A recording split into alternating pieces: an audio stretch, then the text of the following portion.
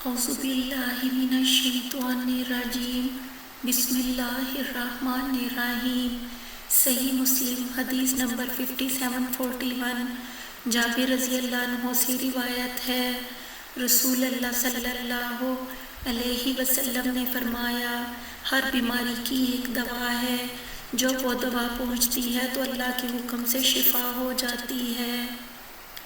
صحیح مسلم حدیث نمبر 5742 جابر بن عبداللہ رضی اللہ عنہ سے روایت ہے، انہوں نے عیادت کی مکنا کی، پھر کہا میں نہیں ٹھہروں گا جب تک تم پچھنے نہ لگاؤ، کیونکہ میں نے سنا رسول اللہ صلی اللہ علیہ وسلم سے، آپ صلی اللہ علیہ وسلم فرماتے تھے، بے شک اس میں شفا ہے۔ صحیح مسلم حدیث نمبر 5743 عاصم بن عمر بن قتادہ سے روایت ہے، جابر بن عبداللہ انصاری رضی اللہ عنہ ہمارے گھر آئے اور ایک شخص کو شکوہ تھا زخم کا، یعنی کرہا پڑ گیا تھا۔ جابر رضی اللہ عنہ نے پوچھا تجھ کو کیا شکایت ہے؟ وہ بولا ایک کرہا ہو گیا ہے جو نہایت سخت ہے مجھ پر۔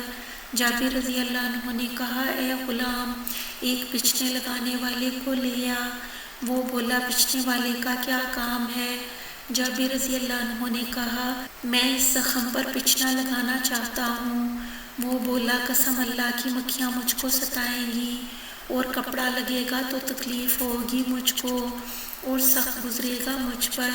جب جابر رضی اللہ عنہ نے دیکھا کہ اس کو رنج ہوتا ہے پچھنے لگانے سے، تو کہا کہ میں نے سنا ہے رسول اللہ صلی اللہ علیہ وسلم سے، آپ صلی اللہ علیہ وسلم فرماتے تھے، اگر تمہاری دواؤں میں کوئی بہتر دوا ہے تو تین ہی دوائیاں ہیں، ایک تو پچھنا لگانا، دوسرے شہد کا ایک گھونٹ، تیسرے انگارے جلانا۔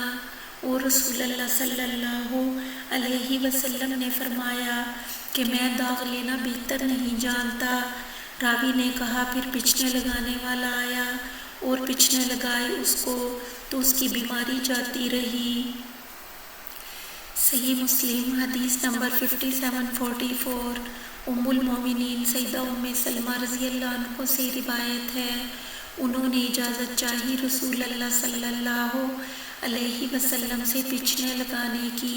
آپ صلی اللہ علیہ وسلم نے حکم دیا ابو طیبہ کو ان کے پچھنے لگانے کا۔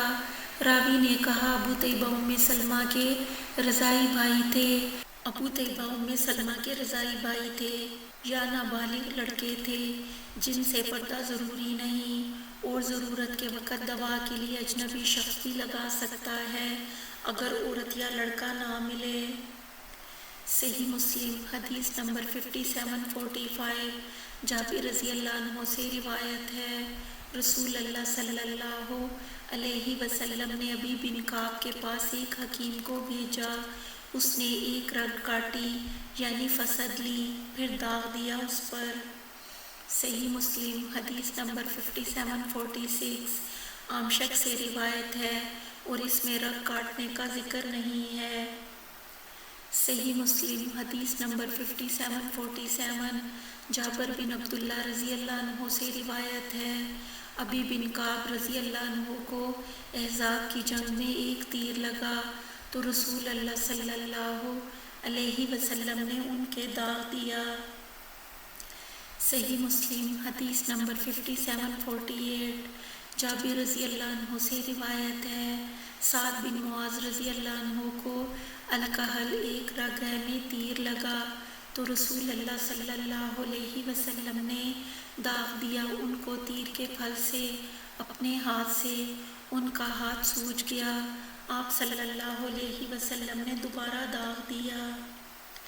صحیح مسلم حدیث نمبر 5749 ابن عباس رضی اللہ عنہ سے روایت ہے، رسول اللہ صلی اللہ علیہ وسلم نے پچھنے لگائے اور پچھنے لگانے والے کو مزدوری دی، آپ صلی اللہ علیہ وسلم نے ناک میں بھی دوا ڈالی یعنی ناس لی۔